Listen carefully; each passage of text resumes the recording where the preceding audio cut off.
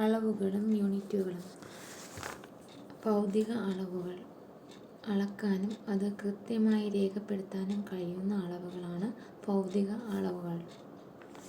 ഉദാഹരണങ്ങൾ: പിണ്ഡം, സമയം, സാന്ദ്രത, ദൂരം, ബലം, മർദ്ദം, പവർ. ഒരു വസ്തുവിൽ അടങ്ങിയിരിക്കുന്ന ദ്രവ്യത്തിൻ്റെ അളവാണ് പിണ്ഡം. വർഗീകരണം. രൂപീകരണത്തിൻ്റെ അടിസ്ഥാനത്തിൽ ഭൗതിക അളവുകളെ രണ്ടായി തിരിക്കാം: അടിസ്ഥാന അളവുകളെന്നും വ്യുൽപ്പന്ന അളവുകളെന്നും. പരസ്പരം ബന്ധമില്ലാതെ നിൽക്കുന്നതും മറ്റുള്ള അളവുകൾ ഉപയോഗിച്ച് പ്രസ്താവിക്കാൻ കഴിയാത്തതുമായ അളവുകളാണ് അടിസ്ഥാന അളവുകൾ.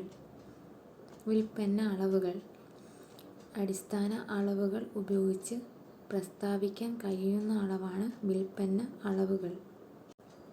വിസ്തീർണ്ണം, വ്യാപ്തം, പ്രവേഗം, ത്വരണം, സ്ഥാനാന്തരണം എന്നിവയെല്ലാം വ്യുൽപ്പന്ന അളവുകൾക്ക് ഉദാഹരണങ്ങളാണ്. ദിശയെ അടിസ്ഥാനമാക്കി ഭൗതിക അളവുകളെ രണ്ടായി തിരിക്കാം: സദിശ അളവുകൾ എന്നും അദിശ അളവുകൾ എന്നും. അളവും ദിശയും ഉള്ള അളവുകളാണ് സദിശ അളവുകൾ. പ്രവേഗം, ത്വരണം, മർദ്ദം, ബലം, ആക്കം, ആവേഗം, സ്ഥാനാന്തരണം എന്നിവയെല്ലാം സദിശ അളവുകളാണ്. അദിശ അളവുകൾ. അളവും ദിശയും ഇല്ലാത്ത അളവുകളാണ് അദിശ അളവുകൾ. നീളം, പിണ്ഡം, വേഗത, പ്രവൃത്തി, ഊർജം.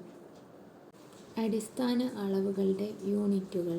നീളം മീറ്റർ, പിണ്ഡം കിലോഗ്രാം, സമയം സെക്കൻഡ്, ഊഷ്മാവ് കെൽവിൻ, വൈദ്യുത പ്രവാഹ തീവ്രത ആമ്പയർ, പദാർത്ഥത്തിൻ്റെ അളവ് മോൾ, പ്രകാശത്തിൻ്റെ തീവ്രത കാൻഡല.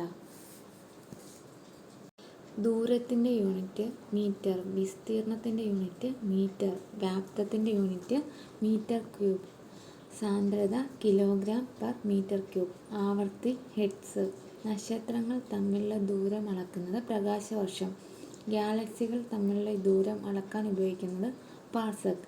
സൂര്യനും ഗ്രഹങ്ങളും തമ്മിലുള്ള ദൂരം അളക്കാൻ ഉപയോഗിക്കുന്നത് ആസ്ട്രോണമിക്കൽ യൂണിറ്റ്. വൈദ്യുത ചാർജിൻ്റെ യൂണിറ്റ് കൂളംബ്. പ്രതിരോധത്തിൻ്റെ യൂണിറ്റ് ഓം. വൈദ്യുത ചാലകതയുടെ യൂണിറ്റ് സീമെൻസ്. കപ്പാസിറ്റൻസിൻ്റെ യൂണിറ്റ് ഫാരഡ്.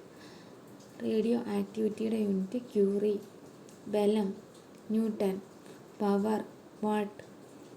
മർദ്ദം പാസ്കൽ. ശബ്ദ തീവ്രത ഡെസിബൽ. ലെൻസിൻ്റെ power dioptre.